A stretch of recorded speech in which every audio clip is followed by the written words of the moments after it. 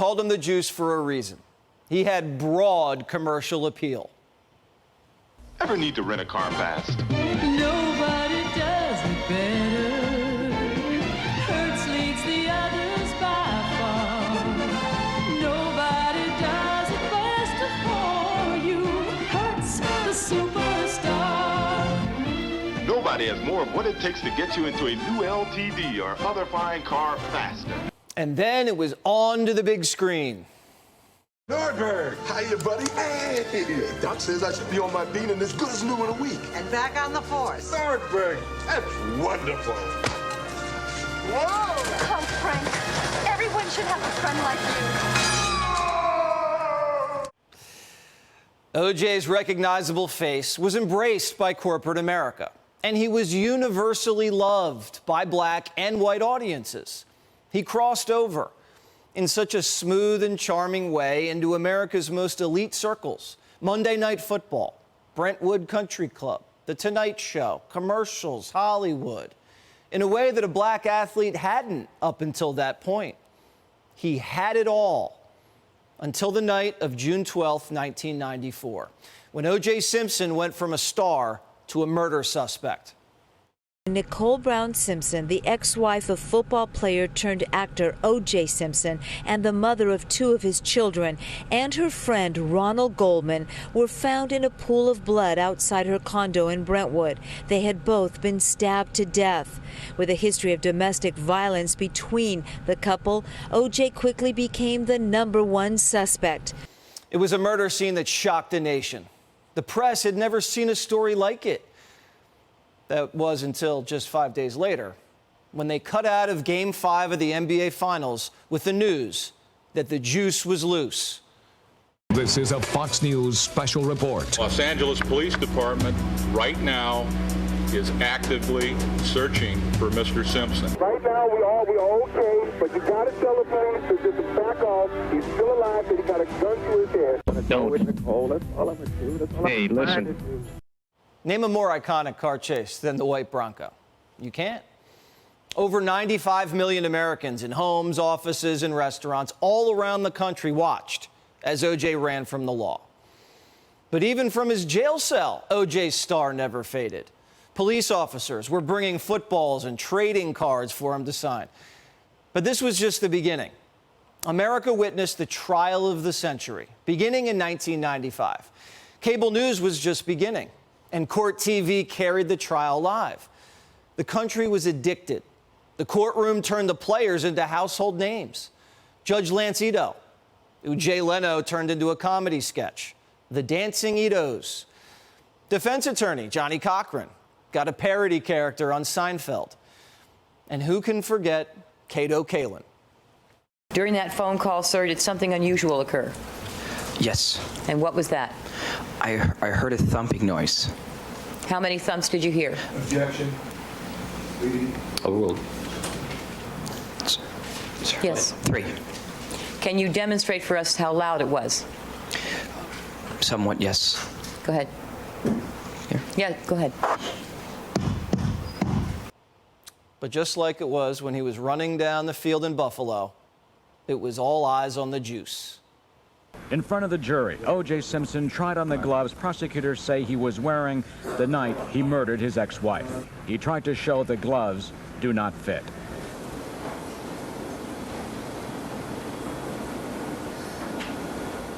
The jurors looked shocked, startled, as O.J. stood before them, pulling, pinching, and struggling to put them on. With disdain, he defiantly demonstrated his difficulty, telling the jurors, "They're too small for me."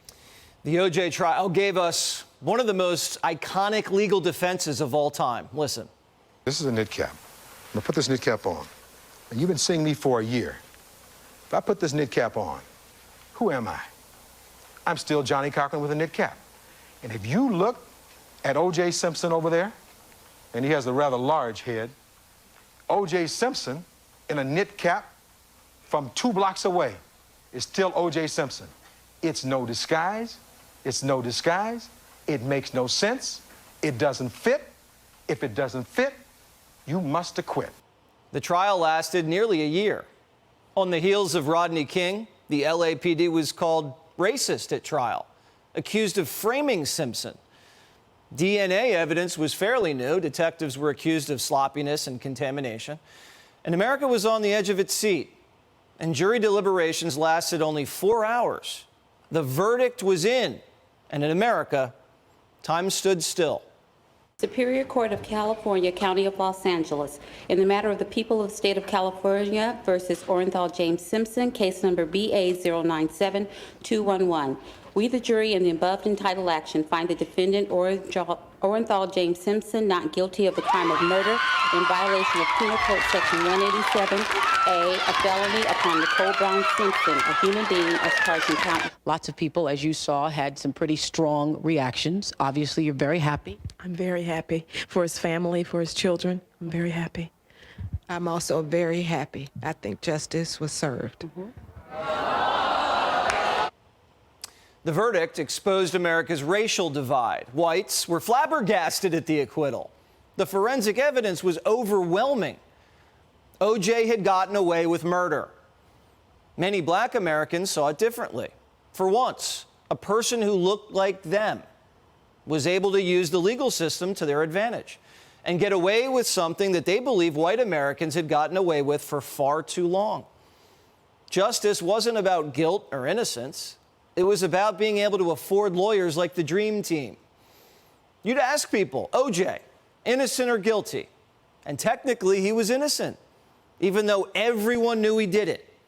Because, that's what the law says. America's judicial system worked, or it didn't work, depending on who you talk to. Juries are filled with people, not machines. And sometimes people send a message without weighing all of the evidence. And that message is final. The verdict may have divided us, and we disagreed, but the trial brought us together. 100 million people watched. Those are Super Bowl numbers. The episode produced rivers of content, tabloid TV, the Kardashians, and humor. Lots of it. Some of it dark. Here's a play your offense has been using a lot this year. Now you lined up your halfback right behind your quarterback. Your tight end has been running a curl pattern. Now when Kelly fakes play action, the defense is frozen, allowing your wide open to be open on the other side, opening a hole in the middle and a seam on the left.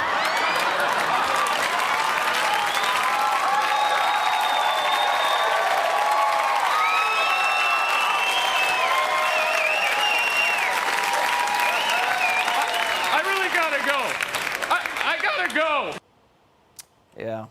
Now, after the acquittal, O.J. tried to re-enter polite society, but it was impossible. He was a socially outcasted guy, a double murderer, free, walking through the airport or sitting across from you at a bar. Simpson, for years, would traipse around like nothing had happened. He'd play golf, he'd go to nightclubs, he'd do interviews, claiming he was looking for the real killer. If you promise that you will not ask me another question about the case. I will never ask you again. We won't have to talk about it anymore. Just did you do it? No, I didn't. Nope. Did not do it. After we finished filming, O.J. said to me that he had a surprise for me, and I genuinely was surprised. I think it was his idea of a joke, and this is it.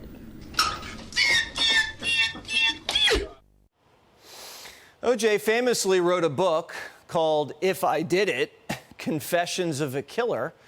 He called it a hypothetical description of his murders of his ex-wife, Nicole Brown, and her boyfriend, Ron Goldman. And when he was on his media tour, O.J. said something that most, to this day, believe was his confession. Nicole fell and hurt herself. And this guy kind of got into a karate thing. And I said, well, you think you can kick my ass? And I remember I grabbed a knife. I do remember that portion, taking a knife from Charlie. And to be honest, after that, I don't remember. Except I'm standing there and there's all kind of stuff around and What kind of stuff? Blood and stuff around. I hate to say this, but this is hypothetical. I'm sorry. You write about removing a glove before taking the knife from Charlie. You know, I had no conscious memory of doing that, but obviously I must have because they found the glove there.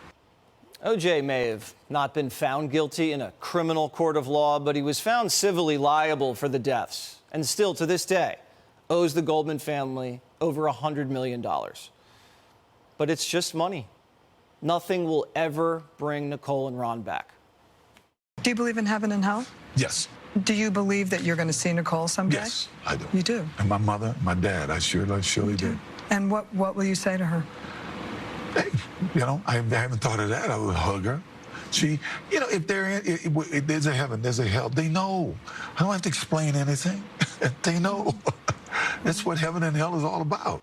Click here to subscribe to the Fox News YouTube page to catch our hottest interviews and most compelling analysis. You won't get it anywhere else.